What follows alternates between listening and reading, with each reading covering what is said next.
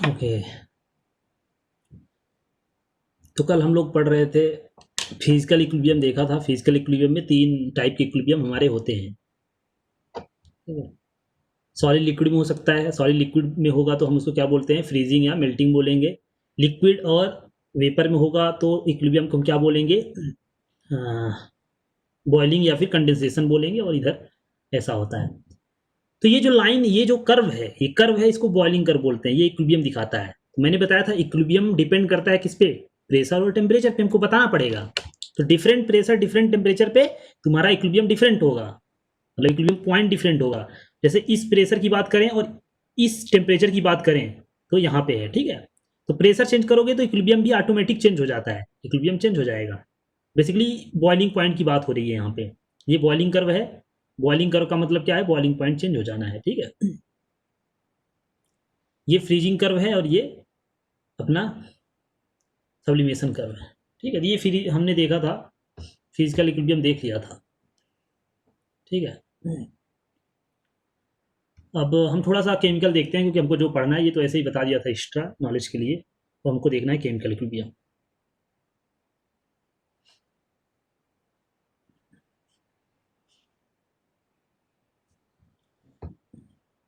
तो chemical equilibrium में क्या होगा, अभी तक केमिकल कंपोजिशन नहीं चेंज हो रहा था, यहाँ पे सेम चीज होगा बट केमिकल कंपोजिशन चेंज हो जाएगा, ठीक है। तो यहाँ पे सेम चीज है। यहाँ पे क्या होगा, पहली बात तो कोई रिएक्शन हो रही है,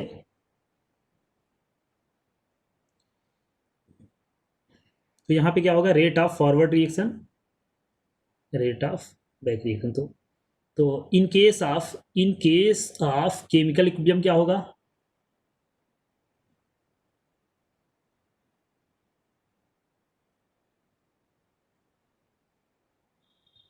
are F equal to R B, ठीक है। और क्या होगा, रिएक्शन में क्या हो रहा है, कंपोजिशन, ठीक है, कंपोजिशन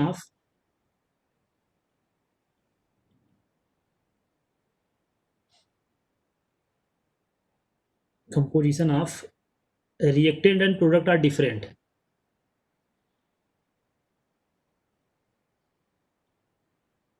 हर डिफरेंट मतलब सेम नहीं है, कि कुछ ना कुछ केमिस्ट्री तो है, ठीक है, बताने की जरूरत नहीं है, केमिस्ट्री चल रही है। तो ये हो गया,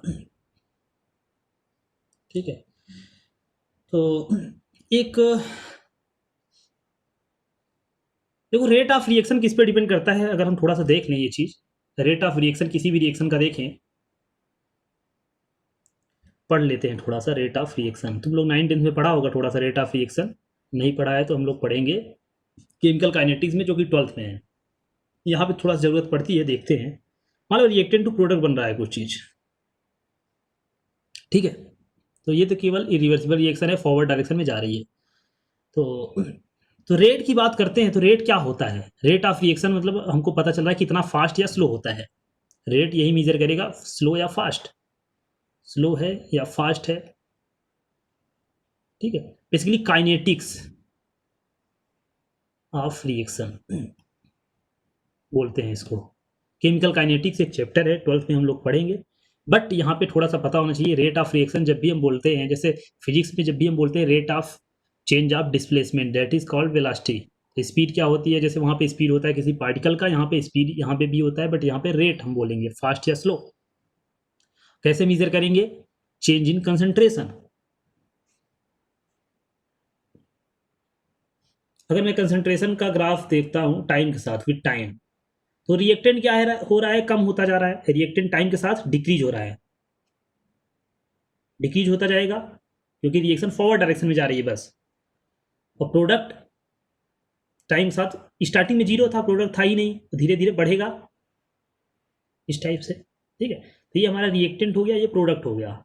कंसंट्रेशन वर्सेस टाइम का ग्राफ में सबको समझ में आया, सिंपल चीज़ है। रिएक्टेंट कंज्यूम होता जा रहा है, स्टार्टिंग में रिएक्टेंट मैक्सिमम था, और टाइम के साथ ये कंज्यूम होता जाएगा, और क्या बनता जाएगा, पी बनता जाएगा, प्रोडक्ट। प्रोडक्ट स्टार्टिंग में जीरो था, जीरो था तो हमने जीरो से स्टार्ट किया, टाइम साथ ये बढ़ता जाएगा, ठीक है। ऐसा होता है। तो यहाँ पे जब भी हम रेट डिफाइन करते हैं, रेट ऑफ रिएक्शन जब भी हम बोलते हैं, किसी भी रिएक्शन का रेट जो होता है, तो चेंज इन कंसंट्रेशन पर सेकेंड, ठीक है। क्या होता है रेट ऑफ रिएक्शन, ये डिफाइन करते हैं, ठीक है। अब कंसंट्रेशन किसका लेंगे, तुम बोलोगे रिएक्टेंट का लेंगे, प्रोडक्ट लेंगे, तो देखते हैं।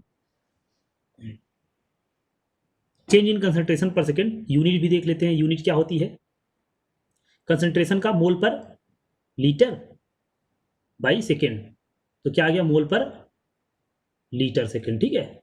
या फिर मोलरिटी पर सेकेंड, या फिर मोलरिटी कैपिटल एम पर सेकेंड, ठीक है, समझ में है ना, क्योंकि मोल पर लीटर को मोलरिटी लिख सकते हैं कैपिटल एम, तो यूनिट हो गया मोल पर लीटर सेकेंड, रेट का यूनिट होता है, ठीक है, ये कांस्टेंट है, ये चीज़ मतलब फिक्स होता है, रेट का यूनिट रेट ऑफ रिएक्शन, ऐसा हमने डिफाइन किया है।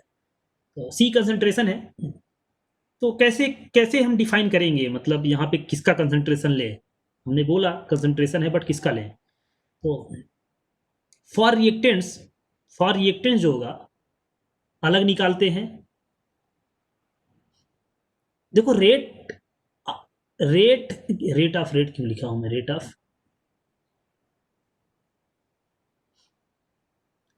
रिएक्शन टाइप का, ठीक है। ये फॉर रिएक्टेंट्स क्या होगा, मान लो ये ऐसा चेंज हो रहा है, ठीक है, जा रहा है, और फॉर प्रोडक्ट मतलब R2P बन रहा है, तो रिएक्टेंट के लिए जब देखेंगे, जैसे मैं बोलूँ T इक्वल टू 0 पे समथिंग कुछ, मान लो ये R था, R0, और फाइनल क्या हो गया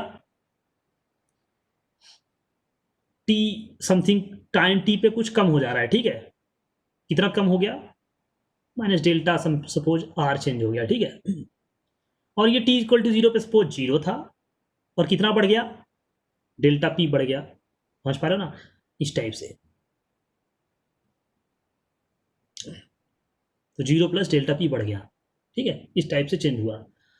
तो अगर तुम देखोगे रिएक्टेंट का रेट ऑफ रिएक्शन निगेटिव आएगा, चेंज रिएक्टेंट के लिए क्या आएगा, फॉर रिएक्टेंट चेंज कंसंट्रेशन क्या होगा मुझे बता दो, डेल्टा सी क्या आएगा, और फॉर प्रोडक्ट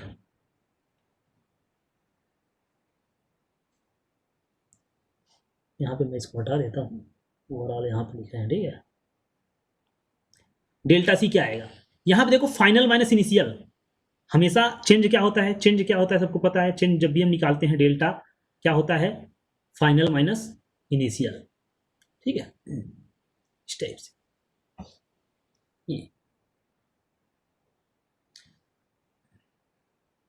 ये क्या लिख रहे हो चैट बॉक्स में तुम लोग,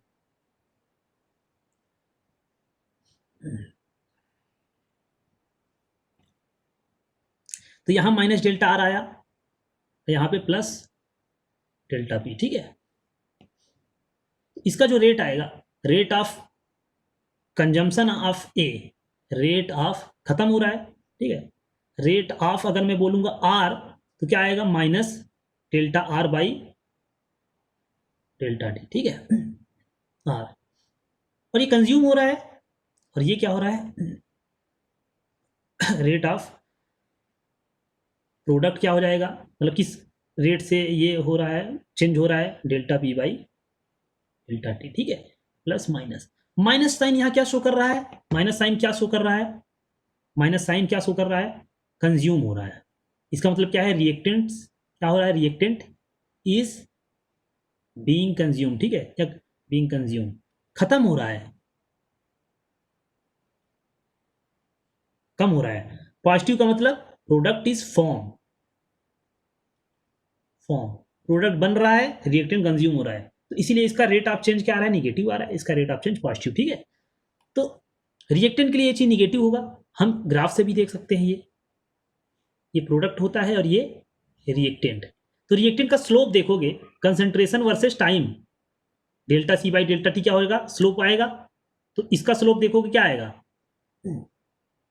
निगेटिव आ रहा है, मान लो यहाँ पे तुम देख रहे हो T1 टाइम T2 टाइम, इसका स्लोप क्या आएगा, पॉजिटिव आएगा, पॉजिटिव स्लोप है प्रोडक्ट का, इसका स्लोप निगेटिव है, ठीक है, तो रिएक्टेंट का जो रेट हम लिखते हैं निगेटिव लिखते हैं, minus delta C by delta T type से, क्योंकि कंज्यूम हो रहा है, अब प्रोडक्ट का प्लस, ठीक है, तो कोई भी रिएक्शन अगर मैंने लिखा,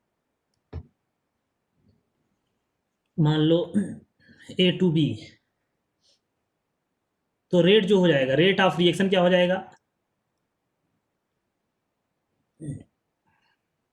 delta A by delta T, और यही plus delta B by delta T. क्यों? जिस रेट से ए खत्म हो रहा है 1:1 है, 1 कॉफिशिएंट 1 है, तो जिस रेट से ए खत्म हो रहा है उसी रेट से बी बन रहा है माइनस दिस, ठीक है, रेट ऑफ रिएक्शन। ए का कंजम्पशन ये क्या है, ए का कंजम्पशन रेट है आर ए है, और ये क्या है आर बी है, ठीक है, इस टाइप से। बी का बनने का रेट इस टाइप से है, A equal to B plus C type का है, ठीक है। तो ए का चेंज होने का रेट आर ए क्या आएगा मुझे बताओ, minus delta A by delta T, ये कंसंट्रेशन है, ठीक है। डेल्टा ए का किस रेट से चेंज हो रहा है, बी किस रेट से चेंज हो रहा है, plus delta B by delta T, product हमेशा प्लस लिखेंगे, ठीक है। आर सी किस रेट से चेंज हो रहा है, delta C by delta T, ठीक है, plus delta C by delta T, इस टाइप से। और तीनों इक्वल क्यों होंगे, 1 अगर ये खत्म हो रहा है तो 1 ये बनेगा और 1 ये भी बनेगा, ठीक है। जितने टाइम में ये 1 खत्म होगा उतने टाइम में ये, इसका मतलब तीनों सेम है, इसका मतलब R A equal to R B equal to R C, यही रेट ऑफ रिएक्शन होता है। तो रेट ऑफ रिएक्शन क्या हो जाएगा, plus minus delta A by delta T equal to plus delta B by delta T equal to plus delta C by delta, ठीक है, ऐसा लिख सकते हैं रेट ऑफ रिएक्शन इस रिएक्शन के लिए ऐसा, ठीक है, इस टाइप से है।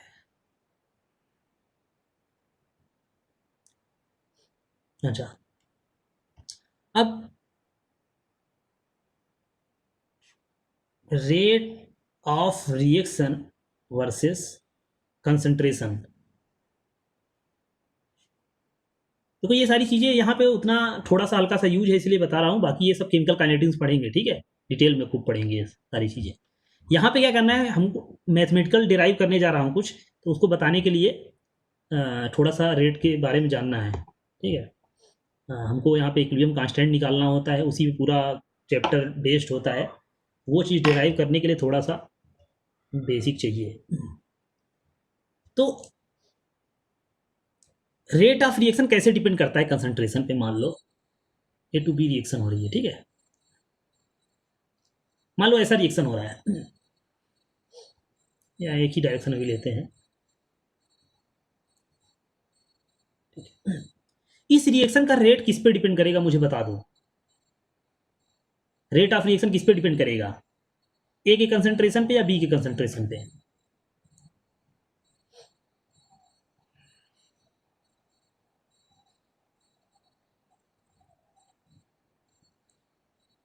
Depends only on concentration of reactant, ठीक है, ये हमेशा इंपॉर्टेंट है, ये चीज दिमाग में रख लो कि रेट ऑफ रिएक्शन रिएक्टेंट के कंसंट्रेशन पे डिपेंड करता है, प्रोडक्ट से मतलब नहीं है। अगर रिएक्टेंट तुम्हारा 0 होगा तो रिएक्शन होगी ही नहीं, ठीक है।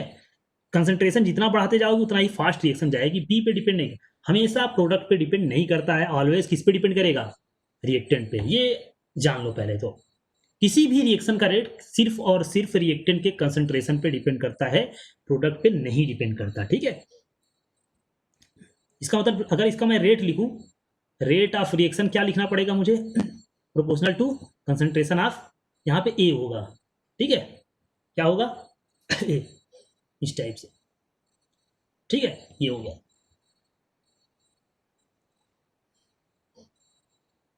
अगर मैं ऐसे लिखता हूं, अच्छा,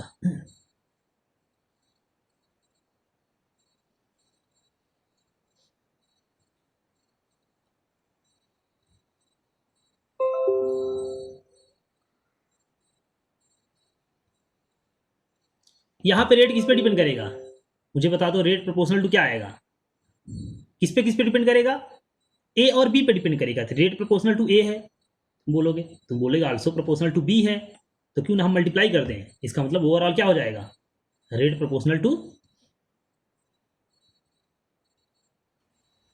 ठीक है, ए इंटू बी, दोनों कंसंट्रेशन पे डिपेंड कर रहा है तो ए इंटू बी, समझ में आया, रिएक्टेंट पे डिपेंड करना होता है। अच्छा, फिर से देखो, ए प्लस टू बी समथिंग, देखो इधर से मतलब ही नहीं है, जब ये तुम्हारा इरिवर्सिबल रिएक्शन है तो इधर से मतलब ही नहीं है, कुछ भी हो, रेट हम लिख रहे हैं, तो यहाँ पे क्या हो जाएगा मुझे बता दो, अरे 2ab नहीं पागलो, ए पे डिपेंड कर रहा है, तुम इसको बी टू बी को क्या लिख सकते हो, बी प्लस बी लिख सकते हो। सपोज ये डिफरेंट है, तुम बोल रहे हो ए पे डिपेंड कर रहा है, ओके, बी पे डिपेंड कर रहा है, ओके, बी पे डिपेंड कर रहा है, okay, basically A B square. सबको समझ में आया कि नहीं समझ में आया, बोलो। इसको तुम बी को टू बी को बी प्लस बी लिख दो ना, तुम सोचो डिफरेंट है, तीन है मान लो रिएक्टेंट, तीन मॉलिक्यूल है, ठीक है, इस टाइप से हो गया ऐसा। तो इसका मतलब क्या है कि जो कॉफिशिएंट है वो पावर में चला जाता है। कॉफिशिएंट कहाँ जाता है, एड पावर, ठीक है, या इंडेक्स में चला जाता है, ठीक है।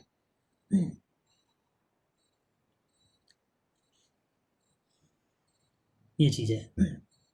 तो जैसे मैं बोलूं 2a plus 3b plus 4c, ये कुछ तो रिएक्शन हो रही है, तो रेट प्रोपोर्शनल टू क्या हो जाएगा, ए स्क्वायर बी क्यूब और सी पावर 4 होगा, ठीक है।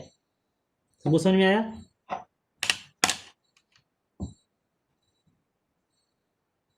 ठीक है, 2a का मतलब हम a प्लस ए लिख सकते हो उसको, सबको मल्टीप्लाई करते जाओ, सबको मल्टीप्लाई करते जाओ, जितने रिएक्टेंट है उनके कंसंट्रेशन को मल्टीप्लाई करते जाओ। तो a को 2 बार मल्टीप्लाई करोगे ए स्क्वायर, बी को 3 टाइम्स तो क्यूब, सी को 4 टाइम्स तो क्वाड्रपल, ठीक है।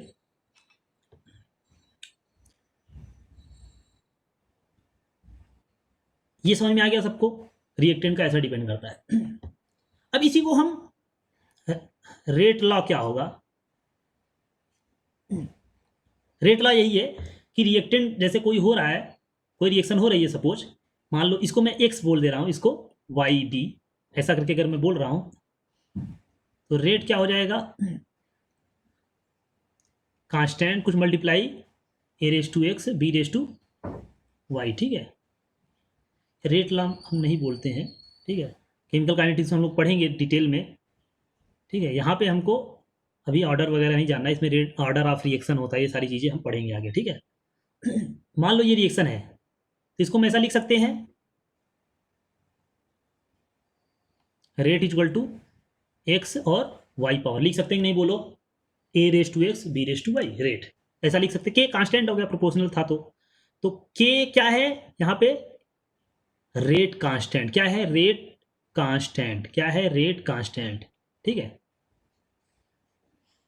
Of reaction, rate constant of reaction, reaction का रेट कांस्टेंट, ये कांस्टेंट होता है, ये जानो कांस्टेंट होता है, ठीक है।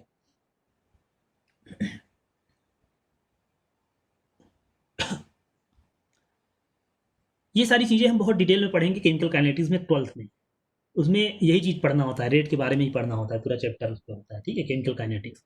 यहाँ पे हमको उतना नहीं पढ़ना है केमिकल काइनेटिक्स, यहाँ पे इक्विलिब्रियम पढ़ना है हमको, जस्ट कैसे डिराइव होगा फार्मूला इक्विलिब्रियम कांस्टेंट का, हम उस पर फोकस करने जा रहे हैं। तो ये सबको समझ में आ गया कि किसी रिएक्शन का रेट कैसे लिख सकते हैं, सिर्फ और सिर्फ रिएक्टेंट पर डिपेंड करता है, प्रोडक्ट से फर्क नहीं पड़ता है, कुछ भी कंसंट्रेशन हो, इरिवर्सिबल रिएक्शन है तो ऐसा। अब थोड़ा सा रिवर्सिबल पे आते हैं, अब मैं आता हूँ रिवर्सिबल रिएक्शन। तो रिवर्सिबल रिएक्शन बेसिकली दो रिएक्शन है, बस इतना जान लो, दो रिएक्शन है। तो यहाँ पे दो रेट होते हैं, A2 अगर B जा रहा है रिएक्शन, तो यहाँ पे सीधी सीधी बात है कि R फॉरवर्ड R बैक, तो टू रिएक्शंस हैं। तो मुझे बता दो रेट ऑफ फॉरवर्ड रिएक्शन क्या होगा, किस पे डिपेंड करेगा, मैं लिख रहा हूँ मान लो R फॉरवर्ड जो है के, अब यहाँ का कांस्टेंट को के एफ लिख दे रहा हूँ, ठीक है, कांस्टेंट है, रिएक्शन पे डिपेंड कर रहा है, तो ये रिएक्शन अलग है, बैक वाली रिएक्शन अलग है ना, तो मैं इसको के एफ लिख दे रहा हूँ। किस पे डिपेंड करेगा, ए या बी,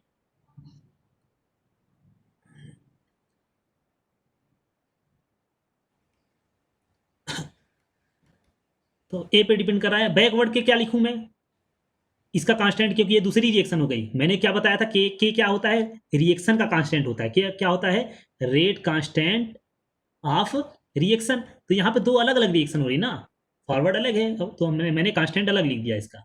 ये किस पे डिपेंड करेगा, ए या बी पे, बी पे डिपेंड करेगा। सबको समझ में आया कि नहीं, क्योंकि बैक रिएक्शन तो ऐसा है, बी टू ए हो रहा है और ये ए टू बी हो रहा था, समझ में आया ना।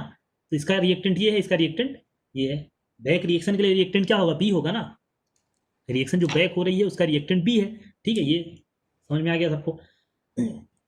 इतना सबको समझ में आ गया? अब क्या करना है, अभी क्या करना है, याद करो। In case of chemical equilibrium क्या होगा? In case of chemical equilibrium by definition क्या होगा? जब भी इक्विलिब्रियम स्टेब्लिश होगा, rate of forward reaction is equal to rate of backward reaction by definition. इसका मतलब क्या हो गया?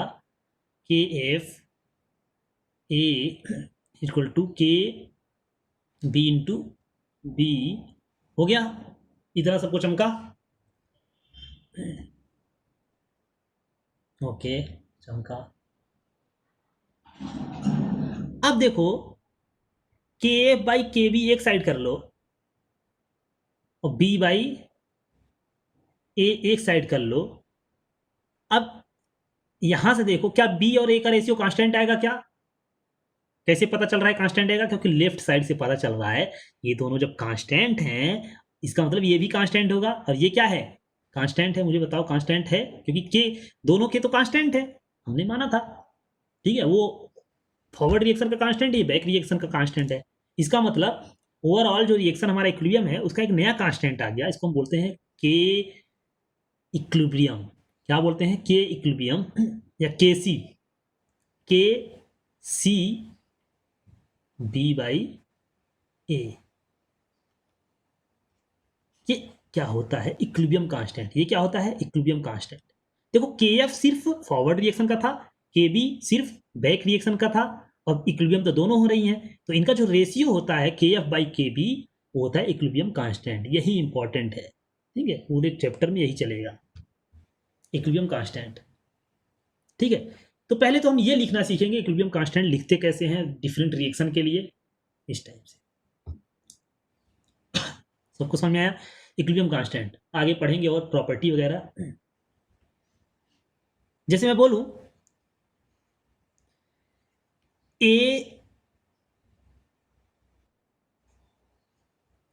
टू बी है, ये इक्विलिब्रियम है, एट इक्विलिब्रियम। इसको हमेशा इक्विलिब्रियम पे ही लिखेंगे, याद रखना। हमेशा लिखा जाता है एट इक्विलिब्रियम, तभी तुम बताओगे के सी क्या आएगा। देखो, ये प्रोडक्ट है, ये प्रोडक्ट बी हमने प्रोडक्ट लिया था, तो basically product by reactant type से क्या आता है? प्रोडक्ट बाई रिएक्टेंट टाइप से। ठीक है, इस टाइप से आएगा। यहां मुझे बता दो क्या आएगा? बी बाई ए। क्या ये सही है क्या?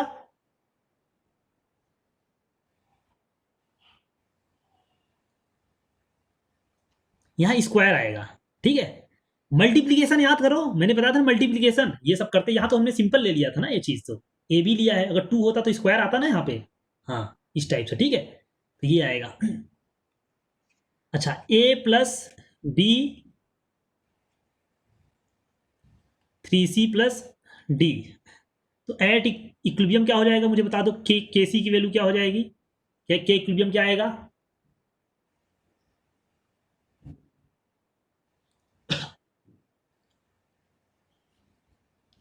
देखो, प्रोडक्ट बाई रिएक्टेंट, प्रोडक्ट जितने हैं उसका मल्टीप्लिकेशन कर दो।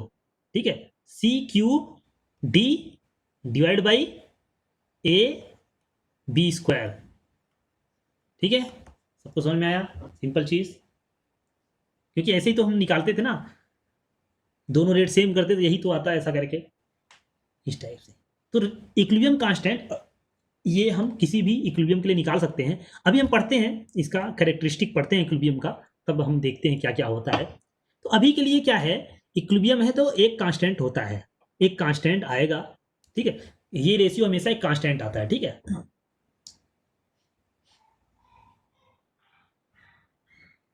क्या बोल रहे हो? लैग हो रहा है? ओके,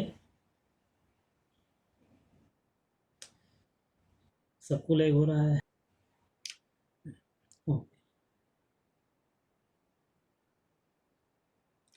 ये हो गया। तो हम किसी भी इक्विलिब्रियम में जब कोई रिएक्शन है उसके लिए केसी लिख सकते हैं। ठीक है, केसी एक कांस्टेंट आता है किसी भी इक्विलिब्रियम के लिए। तो थोड़ा सा हम कैरेक्टरिस्टिक पढ़ लेते हैं इक्विलिब्रियम की। अभी तक तो हम इक्विलिब्रियम ही पढ़ रहे थे। ठीक है, अभी थोड़ा सा कैरेक्टरिस्टिक ऑफ केमिकल इक्विलिब्रियम क्या होता है, कैरेक्टरिस्टिक्स ऑफ केमिकल इक्विलिब्रियम। ठीक है, इससे थोड़ा पता चलेगा कि केमिकल इक्विलिब्रियम अगर होगा तो क्या चीज़, क्या क्या चीज़ें होंगी जो उसको स्पेसिफाई करती हैं केमिकल इक्विलिब्रियम। तो पहला पॉइंट ये है जो सबको पता है कि when equilibrium is established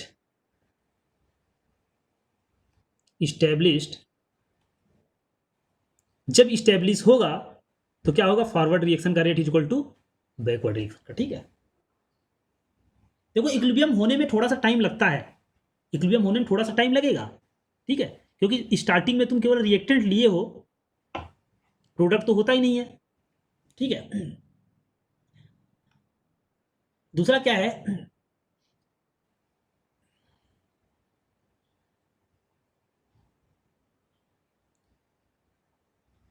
it may take time to establish equilibrium. Equilibrium establish होने में टाइम लग सकता है, क्योंकि in case of equilibrium time कैसे लग सकता है, देखो पहले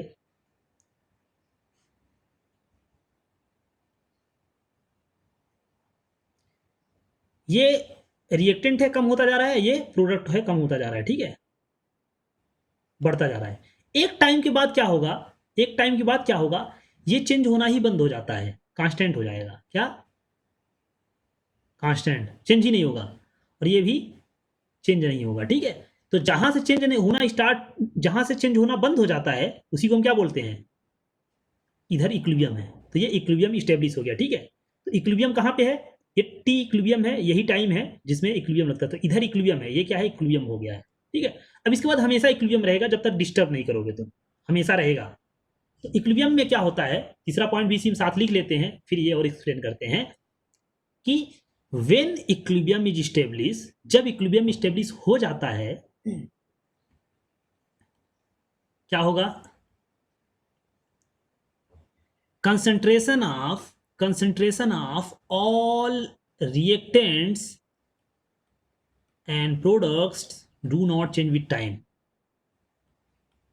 do not change with time, time के साथ चेंज नहीं होते। ठीक है, चेंज नहीं हो, विथ टाइम चेंज नहीं होते। और जब चेंज नहीं होंगे, अगर चेंज नहीं होंगे, सपोज इस टाइप से अगर है, मैं बोल रहा हूं इक्विलिब्रियम में जब इक्विलिब्रियम हो जाएगा, टी इक्वल टू कुछ टाइम के बाद इक्विलिब्रियम हो जाएगा, टी इक्वल टू 0 पे तुमने कुछ रिएक्शन स्टार्ट कराई। ठीक है, रिएक्शन हो रही है, कुछ देर बाद क्या होगा, इक्विलिब्रियम स्टेब्लिश हो जाएगा। उस केस में क्या होगा, ये भी कांस्टेंट, ये भी कांस्टेंट, ये क्या है, ये भी कांस्टेंट हो गया, ये भी कांस्टेंट हो गया, बी चेंज नहीं हो रहा है, तो बी बाई ये क्या आएगा मुझे बताओ, बी बाई ये क्या आएगा, ये भी तो कांस्टेंट आएगा ना, इसी तो हम बोल रहे हैं ना इक्विलिब्रियम कांस्टेंट, ये भी कांस्टेंट हो जाएगा, और इसी को हम क्या बोलते हैं, इक्विलिब्रियम कांस्टेंट बोलते हैं। सबको समझ में आया ना। तो इक्विलिब्रियम कब, इक्विलिब्रियम जब होगा तो सबका कांस्टेंट हो जाता है, कोई भी कंसंट्रेशन नहीं चेंज होता, इसीलिए प्रोडक्ट और रिएक्टेंट का जो हम ऐसा रेशियो लिख रहे हैं कंसंट्रेशन का, वो क्या है, कांस्टेंट हो जाता है। ठीक है, ये चीज है। तो equilibrium is equilibrium is characterized by this equilibrium constant, this equilibrium constant। इसका मतलब क्या है, अगर हमको इक्विलिब्रियम के बारे में बताना है कोई रिएक्शन, तो इक्विलिब्रियम कांस्टेंट बताना पड़ेगा। जैसे मैं किसी वेव के बारे में तुमको बोलूं, तो उसका कैरेक्टरिस्टिक क्या होता है वेव के बारे में, जब भी बताऊंगा वेव कोई, जब भी मैं वेव कोई बनाऊंगा तो मुझे कुछ चीज़ें बतानी पड़ेगी तुमको कि वेवलेंथ इसका ये है, ठीक है, एम्पलीट्यूड ये है, ठीक है, फ्रीक्वेंसी ये है, ये चीज़ें बतानी पड़ती हैं क्योंकि ये कैरेक्टरिस्टिक है। तो वेव को देख के नहीं बता सकते ना क्या एम्पलीट्यूड है, क्या वेवलेंथ है, क्या फ्रीक्वेंसी है, तो मुझे बताना पड़ेगा। तो वेव की कैरेक्टरिस्टिक्स क्या होती हैं, ये सारी चीज़ें। वैसे इक्विलिब्रियम केमिकल अगर है तो तुम देख के क्या कर सकते हो, तुम ज़्यादा थोड़ी ना बता सकते हो ए बाई बी, ये तो ए बी करके है, मैं क्या बताऊंगा इसके बारे में। अगर मुझे कुछ बताना है डिटेल में उसके बारे में, रिएक्शन के बारे में, तो मुझे क्या बताना पड़ेगा, इक्विलिब्रियम कांस्टेंट बताना पड़ेगा। तो ये दिया रहता है, समझ में आ रहा है ना, इक्विलिब्रियम कांस्टेंट गिवन होता है। तो इक्विलिब्रियम किस is characterized by equilibrium constant, ठीक है, केमिकल है, ऑफ कोर्स केमिकल इक्विलिब्रियम पढ़ रहे हैं। तो केमिकल इक्विलिब्रियम अगर पता है तो उसके बारे में हम रिएक्शन के बारे में बता, हाँ वैल्यू होती है, वैल्यू होती है, ठीक है, इसकी वैल्यू दिया रहता है। रिएक्शन की डिफरेंट होती है, ठीक है, और सेम रिएक्शन की भी डिफरेंट हो सकती है। आगे हम पढ़ेंगे धीरे धीरे करके किस पे डिपेंड करता है, टेम्परेचर पे डिपेंड करता है, ठीक है। तो पहले तो अभी केमिकल इक्विलिब्रियम के बारे में पढ़ रहे हैं, अभी इक्विलिब्रियम कांस्टेंट नहीं पढ़ रहे हैं। अभी मैं बोल रहा हूँ कि केमिकल अगर इक्विलिब्रियम स्टेब्लिश होता है तो क्या होता है, जितने भी प्रोडक्ट हैं, जितने भी रिएक्टेंट हैं, सब कांस्टेंट हो जाते हैं, चेंज होना बंद हो जाता है, कांस्टेंट हो जाते हैं, ठीक है। और उस केस में एक रेशियो कांस्टेंट आता है। क्या आता है कांस्टेंट? प्रोडक्ट और ये रिएक्टेंट का जो हम कंसंट्रेशन के प्रोडक्ट का रेशियो है वो कांस्टेंट आता है, ठीक है। और इसी को हम बोल रहे हैं इक्विलिब्रियम कांस्टेंट। क्योंकि ये चीज इक्विलिब्रियम में कांस्टेंट होगा, इसीलिए इक्विलिब्रियम कांस्टेंट से इसको हम बता सकते हैं, ठीक है। अभी आगे हम देखेंगे कैसे चीजें बता सकते हैं, रिएक्शन कितना आगे जा रही है, कितना स्लो जा रही है, ठीक, कितना आगे कितना जाएगा, कितना प्रोडक्ट डोमिनेटेड होगा या रिएक्टेंट होगा, कंप्लीट कितना हो सकता है, तो वो सारी चीजें आगे पता चलेंगी इससे। पहले तो अभी कैरेक्टराइज मतलब विशेषता, मैं क्या बताऊं तुमको, कैरेक्टरिस्टिक मतलब एक होता है कि उसकी विशेषता क्या है। जैसे सितारा की कैरेक्टरिस्टिक्स क्या है, विशेषता क्या है, तुम बोलोगे वेदर अच्छा होता है, ठीक है, बढ़िया सा काश में चले जाओ बढ़िया फूल मिलेंगे तुमको, ठीक है, रात में चले जाओगे तो लायंस मिलेंगे, खा भी लेंगे तुमको। तो ये सारी कैरेक्टरिस्टिक हैं, ठीक है। कैरेक्टरिस्टिक मतलब विशेषता क्या है, उस जगह की विशेषता क्या है, इस रिएक्शन की विशेषता क्या है, ठीक है, इस टाइप से। तो इस रिएक्शन का जो कैरेक्टरिस्टिक्स है, जिससे हम इस रिएक्शन को जानेंगे, इसके बारे में कुछ जानना है तो कुछ तो बताना पड़ेगा ना, तो वो क्या है, इक्विलिब्रियम कांस्टेंट है, ठीक है, इस टाइप से। जैसे मैंने बताया वेव की कैरेक्टरिस्टिक क्या होती है, वेवलेंथ होती है, एम्पलीट्यूड, फ्रीक्वेंसी, इसी से सारी चीजें पता चलती है ना कि कितनी एनर्जी है इस वेव में, कितनी एनर्जी है, कितना स्पीड है, ठीक है। ये सारी चीजें किससे पता चलेंगी, ये देना पड़ेगा। वैसे ही अगर इस रिएक्शन के बारे में जानना है आगे फर्दर कुछ न्यूमेरिकल सॉल्व करना है तो क्या किससे पता चलेगा, इक्विलिब्रियम कांस्टेंट से, ठीक है, केसी, इस टाइप से।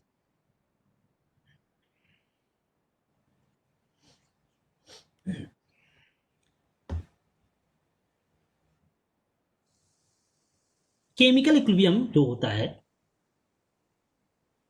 Is dynamic in nature. अब इसका क्या मतलब हुआ, डायनेमिक इक्विलिब्रियम, डायनेमिक इक्विलिब्रियम है, स्टैटिक इक्विलिब्रियम नहीं है। मतलब ऐसा नहीं कि चीजें रुक गई, एकदम रुकी नहीं है। अगर मैंने बताया था, अगर चेंज नहीं हो रहा है, ए नहीं चेंज हो रहा है और बी भी नहीं चेंज हो रहा है इस रिएक्शन में, इसका मतलब क्या है, अगर मैं बोलूं कि ए कांस्टेंट है, ये भी कांस्टेंट है, ठीक है, और बी भी कांस्टेंट हो गया, ये दोनों सेम नहीं है लेकिन कांस्टेंट है, ठीक है, कुछ जो भी था वो कांस्टेंट हो गया है, कांस्टेंट है। तो इसका मतलब क्या तुम बोलोगे, क्या रिएक्शन हो रही है या नहीं हो रही है? यहाँ पे रिएक्शन हो रही है, ठीक है। तो क्या रिएक्शन नहीं हो रही है, एक तो ये होगा कि रिएक्शन नहीं हो रही है, बोल दो कि नहीं हो रही है तो चेंज ही नहीं होगा, ठीक है। लेकिन स्टिल रिएक्शन अकर्स, रिएक्शन अभी भी हो रही है, तो रिएक्शन चल रही है, ऐसा नहीं कि रिएक्शन नहीं हो रही है, ठीक है। तो चेंज क्यों नहीं हो रहा है, रिएक्शन हो रही है तो चेंज क्यों नहीं हो रहा है, क्यों नहीं हो रहा है, क्योंकि R F equal to R B है। जिस रेट से कोई कंज्यूम हो रहा है उसी रेट से बन भी जा रहा है ना वो। अगर 1 मोल खत्म हुआ उतने ही टाइम में 1 मोल बन भी गया, समझ पा रहे हो ना, इसलिए डायनेमिक इन नेचर है। तो ये क्वेश्चन इंपॉर्टेंट है कि केमिकल इक्विलिब्रियम स्टैटिक इक्विलिब्रियम होता है या डायनेमिक होता है। स्टैटिक का मतलब रुक ही गया, ठीक है, एकदम रुक गया, रिएक्शन ही बंद हो गई, रिएक्शन बंद नहीं हुई है, रिएक्शन अभी भी चल रही है। हमको ऐसा फील हो रहा है ना कि कांस्टेंट है, इसका मतलब क्या है, हाँ, हमको ऐसा लग रहा है कि ये तो कांस्टेंट है, ये क्या है, अब क्या है, do not depend on time, do not after equilibrium की बात करें, इक्विलिब्रियम अगर स्टेब्लिश हो गया तो ये क्या है, डू नॉट डिपेंड ऑन, एक बार इक्विलिब्रियम अगर स्टेब्लिश हो गया तो टाइम पे डिपेंड नहीं करता ना ये चीज। तो तुमको ऐसा फील होगा, अगर मैं ग्राफ ड्रा करूं, ये चीज ग्राफ ड्रा करूं, मैंने बताया अभी चीज कि रिएक्टेंट ऐसा कम हो रहा था, कम हो रहा था, एक टाइम के बाद कम होना ही बंद हो जाएगा, समझ पा रहे हो ना। ऐसे ही प्रोडक्ट बढ़ रहा था, बढ़ रहा था, बढ़ रहा था, एक टाइम आएगा जब बढ़ना ही बंद हो जाएगा, ठीक है, इस टाइप से। तो ये जो टाइम था ये इक्विलिब्रियम, इसका मतलब यहाँ पे टी इक्विलिब्रियम मैं बोलूंगा कि इसके बाद इक्विलिब्रियम है, ये पूरा इक्विलिब्रियम है, ठीक है, हमेशा रहेगा, इनफाइनाइट तक रहेगा जब तक डिस्टर्ब नहीं करोगे, ठीक है। इक्विलिब्रियम स्टेब्लिश एक बार हो गया तो हमेशा रहेगा यहाँ पे कांस्टेंट।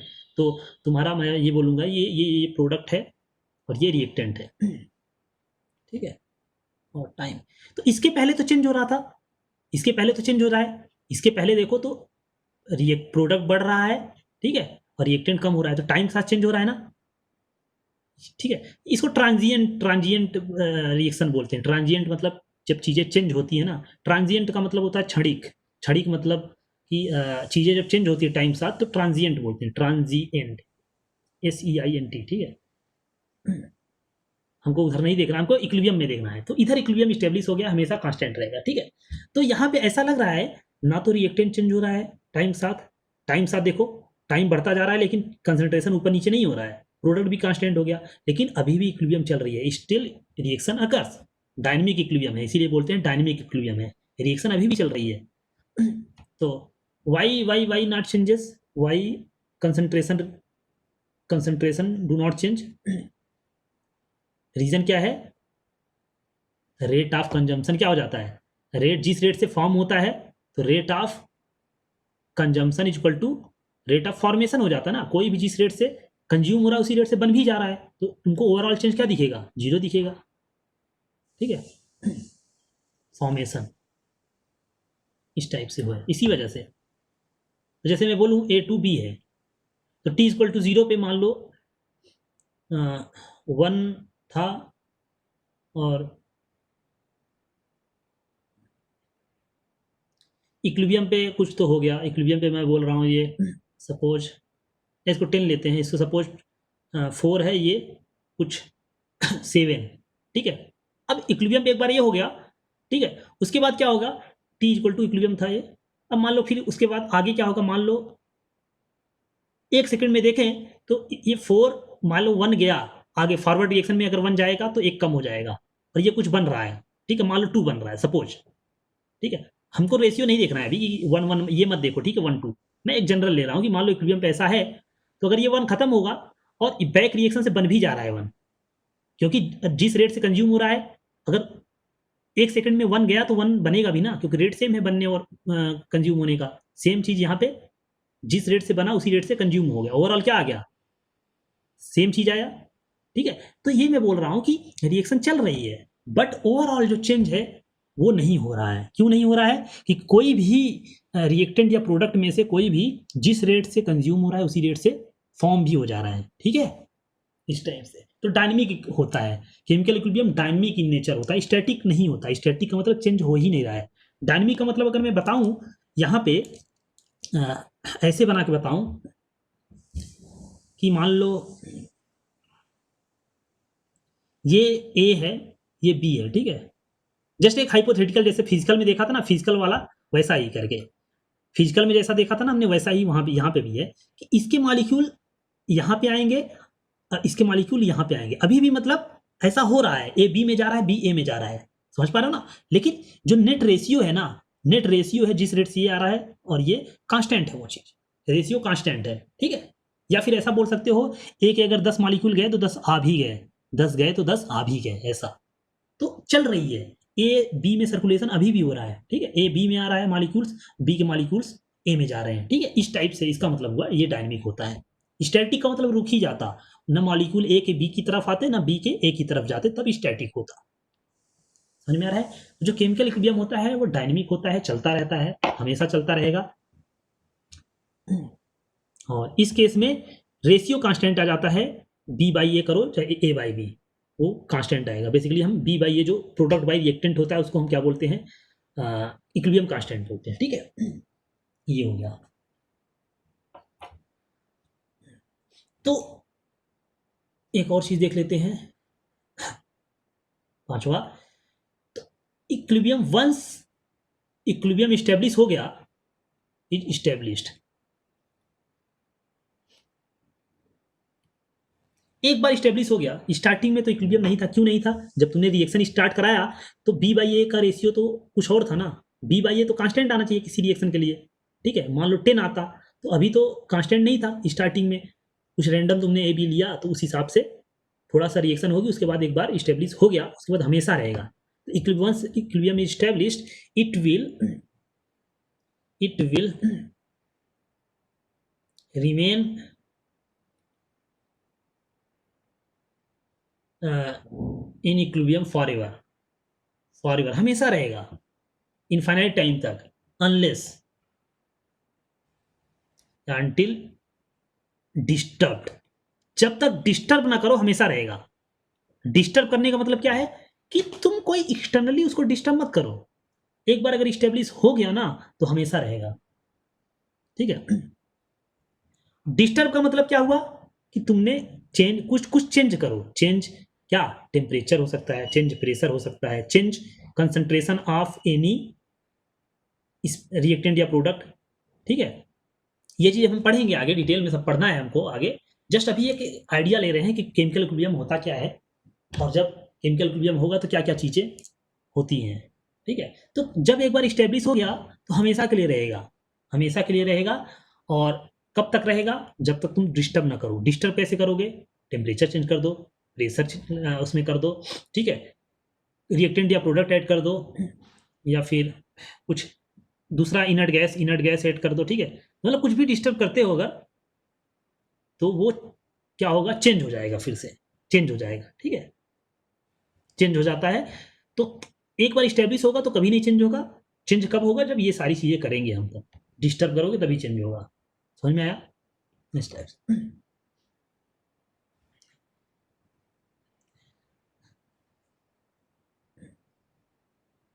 ये हो गया। एक थोड़ा सा जस्ट एक एग्जांपल टाइप का ले लेते हैं थोड़ा सा समझने के लिए। मान लो ए बी है, ठीक है। मैं बोलता हूं सपोज इसका इक्विलिब्रियम कांस्टेंट सपोज 2 है, दिया हुआ है, क्योंकि ये वैल्यू अगर रिएक्शन दिया है, ठीक है, और ये है सपोज, ठीक है। एट टेम्परेचर, टेम्परेचर देना पड़ता है, अभी हम आगे देखेंगे किस पे डिपेंड करता है ये। मान लो टेम्परेचर समथिंग दिया हुआ है, ठीक है, इस टेम्परेचर पे ये है, ठीक है। तो जब भी रिएक्शन देगा तो इक्विलिब्रियम कांस्टेंट दे देगा वो। मैंने बताया ना, क्योंकि इक्विलिब्रियम कांस्टेंट ही है, उस इक्विलिब्रियम का कैरेक्टरिस्टिक है। अगर हमको कुछ सॉल्व करना है तो उसी इक्विलिब्रियम कांस्टेंट से ही जानेंगे। समझ पा रहे हो ना, इस टाइप से। मान लो ये है, तो तुमने रिएक्शन स्टार्ट कराई टी इक्वल टू 0 पे, मान लो एक बॉक्स में तुमने लिया। तुम बोल रहे हो मैं कुछ तो ले रहा हूँ, ए मैं स्टार्टिंग में ले रहा हूँ। स्टार्टिंग में ए कितना लेना चाहते हो, मान लो तुम बोल रहे हो 10 मोल लेना चाहते हो। वॉल्यूम सिंपल के लिए 1 लीटर ले लो। 10 मोल लिया तुमने, और बी तुमने लिया बी भी ले लिया 10 मोल, ठीक है, ले लिया। समझ में आ रहा है ना, 10 मोल ले लिया। सपोज ये टी इक्वल टू 0 पे है, रिएक्शन तुमने कराई बॉक्स में लेके, तो ठीक है, टी इक्वल टू 0 पे ये 10 मोल लिया और ये भी 10 मोल लिया। क्या ये इक्विलिब्रियम है क्या, मुझे बताओ, इक्विलिब्रियम है क्या ये, कि यहाँ पे क्या 10/10 अगर ये इक्विलिब्रियम होता तो 2 आता, तो यहाँ 10/10 इक्विलिब्रियम है क्या, नहीं। तो ये क्या है,